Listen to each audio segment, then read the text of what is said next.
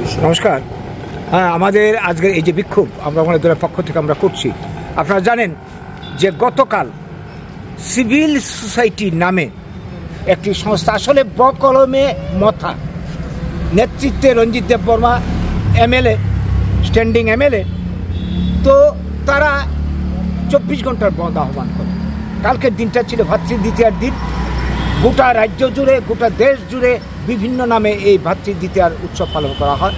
এটা একটি সামাজিক অনুষ্ঠান, একটা জাতীয় অনুষ্ঠানের মতো। এই দিনকে এরা বেছে নিয়েছে তাদের কিছু দাবি, যেই দাবি নিয়ে ত্রিপুরা রাজ্যে এদের আন্দোলন এবং ত্রিপাক্ষিক চুক্তি হয়েছে।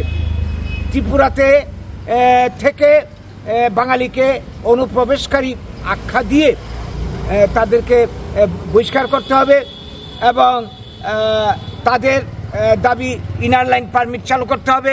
তাদের দাবি বিধানসভার আসন, এসটি আসন আরও 5টা বাড়িয়ে 25টা করতে হবে। মণিপুরীদের জন্য একটা আসন বাড়াতে হবে, 26টা করতে হবে, আরও অনেক কিছু।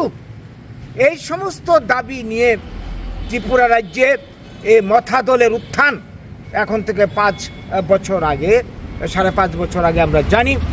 গো ব্যাক বাংলাদেশি স্লোগান যাদের অন্যতম স্লোগান, এবং যারা বলতে চাইছে ত্রিপুরাতে পুইলা জাতীয় পার্টি, যাদের রাজনৈতিক দর্শন বাঙালি খেদাও যাদের অন্যতম লক্ষ্য, এইরকম একটা দলের বকলমে এই যে সিভিল সোসাইটি বন্ধ ডেকে ত্রিপুরা রাজ্যে যে পরিস্থিতি তৈরি করলো, রাজনৈতিক দল যে কোনো গণতান্ত্রিক দেশে তার দাবি নিয়ে আন্দোলন করতে পারে, সংবিধানের মধ্যে এটা অধিকার দেওয়া আছে, কিন্তু বন্ধের নামে যেই উচ্ছৃঙ্খল আচরণ, যেই ধরনের উস্কানিমূলক বক্তব্য 80 জনের গণহত্যার মতন পরিবেশ তৈরি করেছে।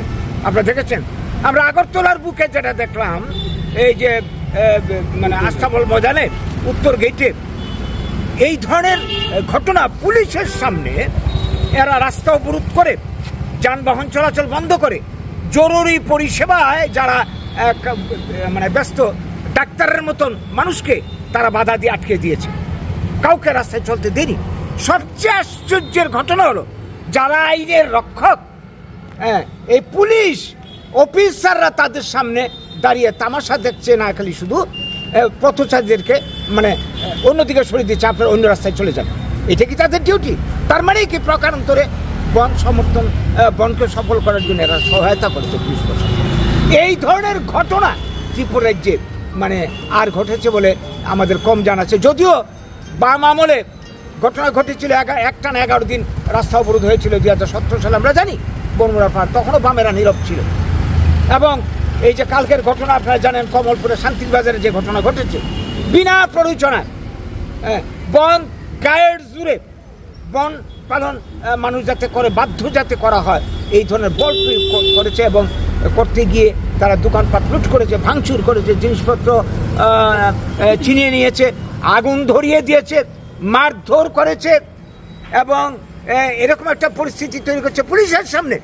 পরিস্থিতি, এই ধরনের পরিস্থিতির মানুষ এই জায়গায় দাঁড়িয়ে এই যে প্রশাসন, আমরা কি দেখি, যারা কি বলবো রাজ্য সরকারের ক্ষমতা রয়েছে, তাদেরই অংশীদার পার্টি এই সিভিল সোসাইটি বকলমে মথা।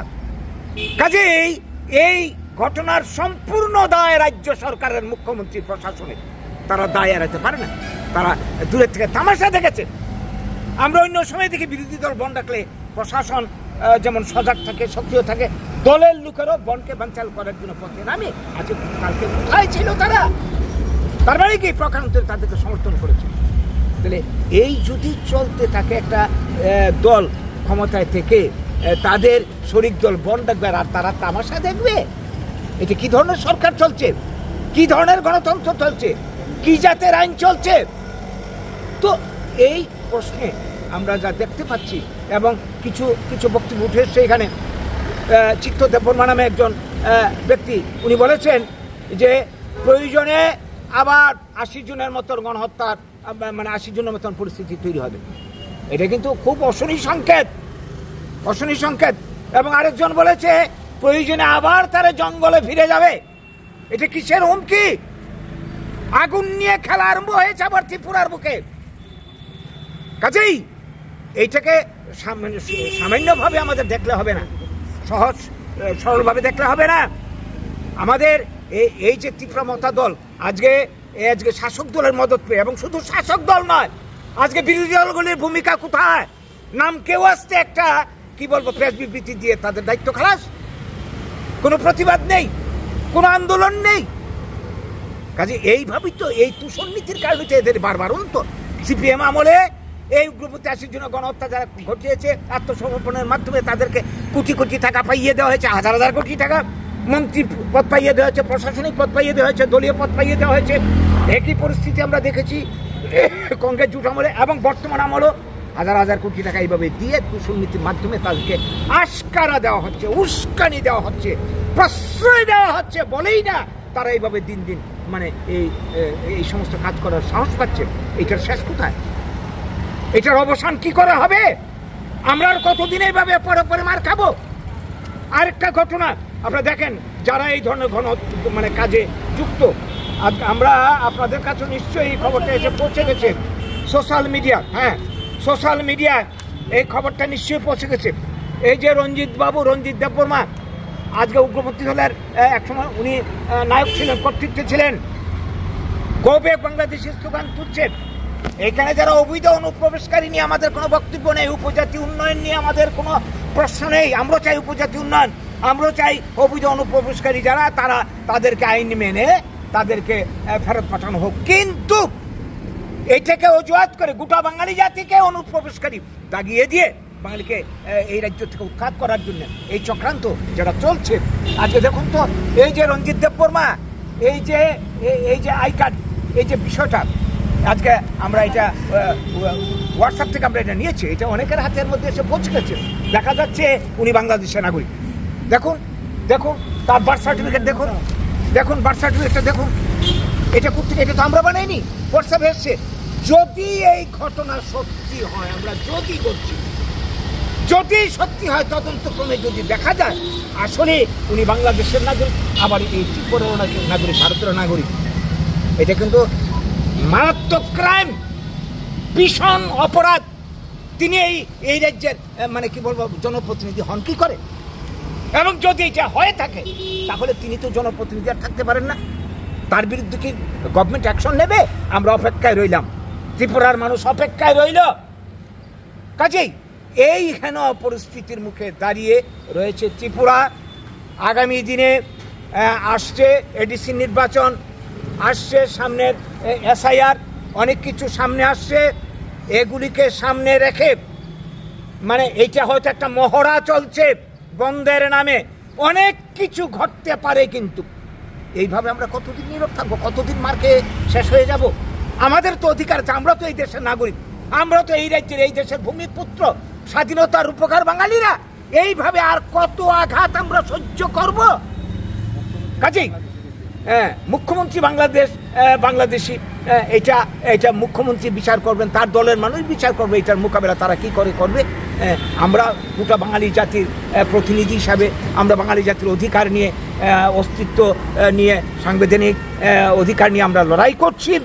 আমরা এই দাবি আমরা রাখছি। 5টা দাবি, আজকে আমরা 6টা দাবি আমরা এখানে উত্থাপন করেছি। শান্তিবাজারের ঘটনায় যারা যুক্ত, অবিলম্বে তাদেরকে গ্রেফতার করে শাস্তির আওতায় আনতে হবে। যারা ক্ষতিগ্রস্ত তাদেরকে পূর্ণ ক্ষতিপূরণ দিতে হবে। যারা চিকিৎসা আছে, হাসপাতাল আছে, তাদেরকে সরকারি খরচে চিকিৎসার ব্যবস্থা করতে হবে এবং প্রত্যন্ত অঞ্চলে নিরাপত্তার ব্যবস্থা করতে হবে। এই ধরনের ঘটনা আগামী দিনে তারা অনেক কিছু ঘটাবে, এটা আমরা যারা এখন টের পাচ্ছি। এডিসি নির্বাচনকে কেন্দ্র করে এদের টার্গেট এডিসিকে বাঙালি শূন্য করা, পরবর্তী ধাপে গোটা ত্রিপুরা থেকে করা।